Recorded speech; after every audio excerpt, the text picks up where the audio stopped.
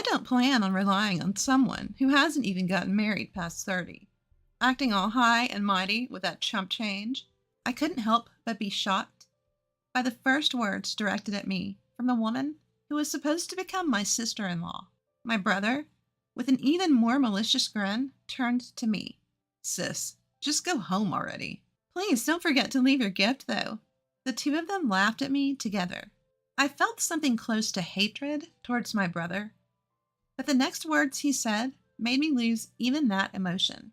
Well, it doesn't really matter if we have your gift or not. All our relatives love me, and they're probably giving us a lot of money. Mom likes me more than you, too, so she might even give me all of her property. Hey, that makes it sound like you're just using them for money. Well, it can't be helped. They're a good source of income. I never thought my brother could be such a terrible person. I was foolish for being considerate of these people. Despite it being our first reunion in a long time, my brother hasn't changed a bit since the old days. If anything, his terrible personality has only worsened, and I couldn't stand it anymore. I reached my limit and left the waiting room while the two of them laughed together. My name is Emma. I'm 32 years old. I work for a foreign cosmetics company. After graduating from college, I worked for another company, but I was lucky enough to be headhunted by my current company and changed jobs. The people I work with are ambitious, and I work tirelessly every day while receiving constant motivation. As a result, I now hold the position of department head. Ever since I started working at this company, they have recognized my worth. Every day has been enjoyable. Of course, there are times when I struggle with work, but the sense of accomplishment after overcoming those challenges is something I can't experience anywhere else. I've never been one to spend my days thinking about how much fun I'm having every day, especially before going to college. My days were very stifling. I have a younger brother, Nate, who is 5 years younger than me. Ever since Nate was born, my mom has been completely devoted to him. She loves him so much that I became less important to her. As a young child, I couldn't find anything to fill the loneliness of not being cared for by my mom. The more my dad and relatives tried to pay attention to me, the more I missed my mom. On the other hand, Nate was the first boy born in our family in a long time. He was also the type to easily get spoiled by anyone. So before long, our relatives stopped caring about me and only doted on my brother. To make matters worse, I have a strong sense of justice and hate wrongdoing.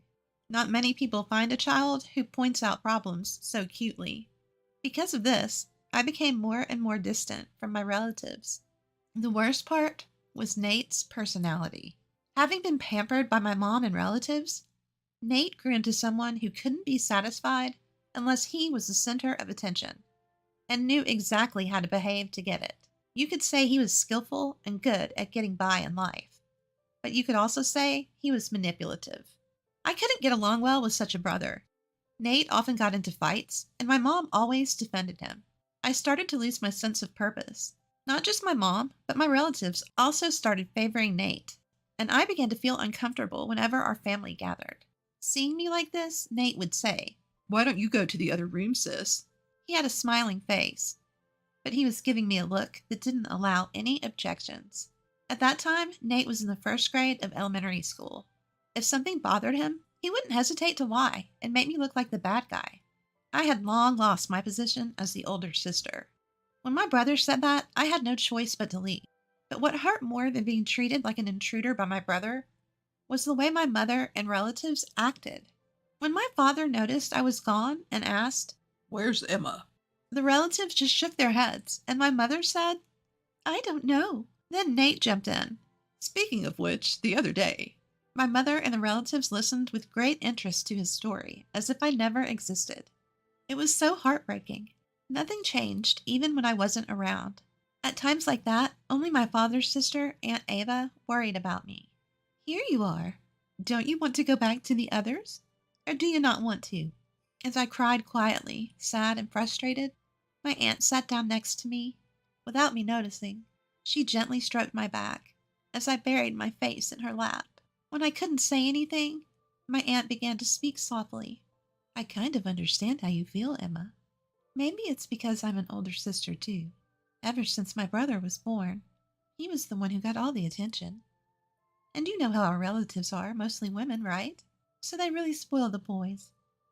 I always thought it was unfair. You too, Aunt Ava? I was surprised. My aunt was always cheerful and in charge at family gatherings, and I never would have thought she felt that way. My aunt smiled gently in response to my question. Yes, when I was a kid.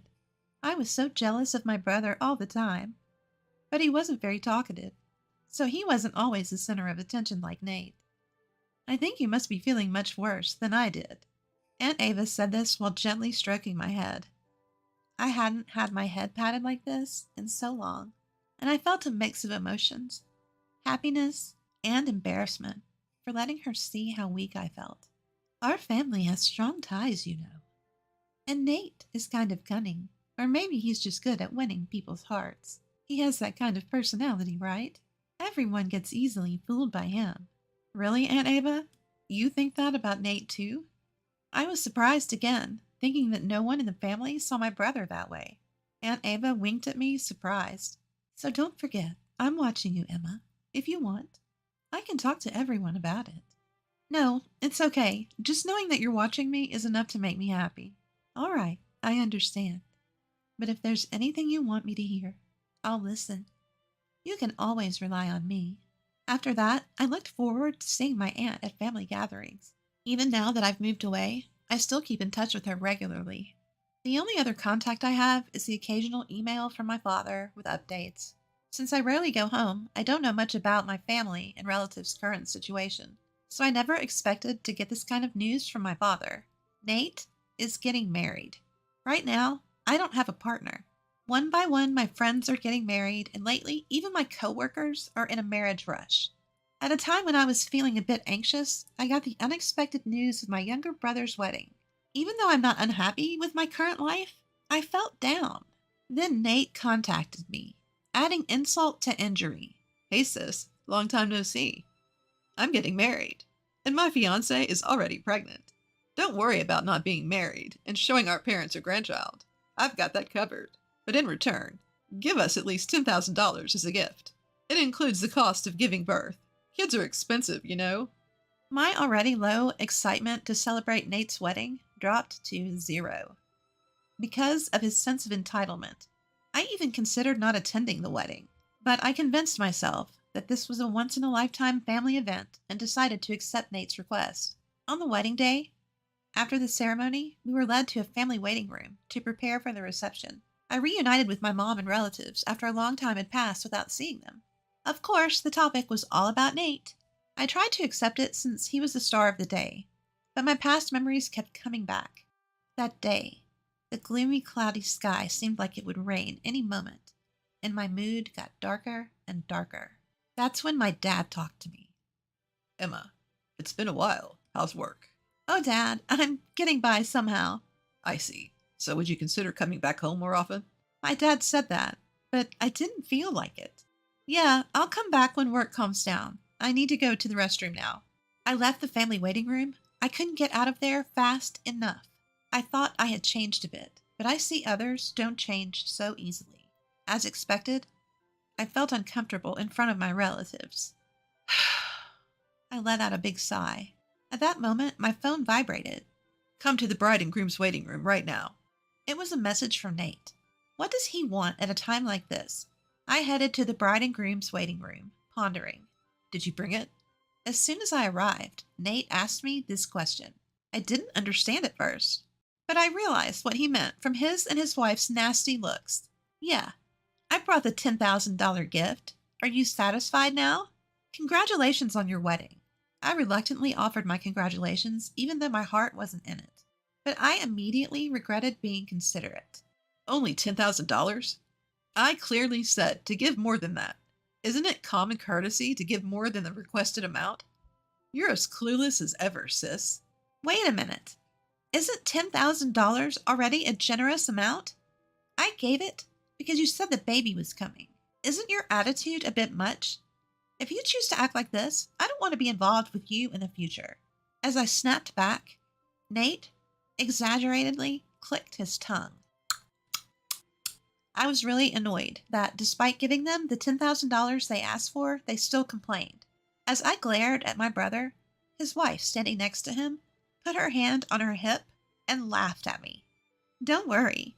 We don't plan on relying on someone who's still unmarried in her 30s and acting so high and mighty for such a small amount of money. I couldn't help but be shocked by the first words directed at me by the woman who was supposed to be my sister-in-law. Nate also gave me a malicious grin. Yeah, just take your gift and leave. Make sure you leave the gift money.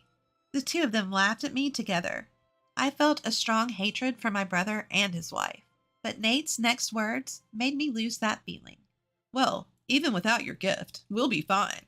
All our relatives love me. I'm sure they gave us a lot of money. Mom likes me more than you, too. She might even give me her entire fortune. Wait, that makes it sound like you're just using them for money. Well, it's true. That's why we invited fewer friends and more relatives. I never thought my brother could be such a terrible person.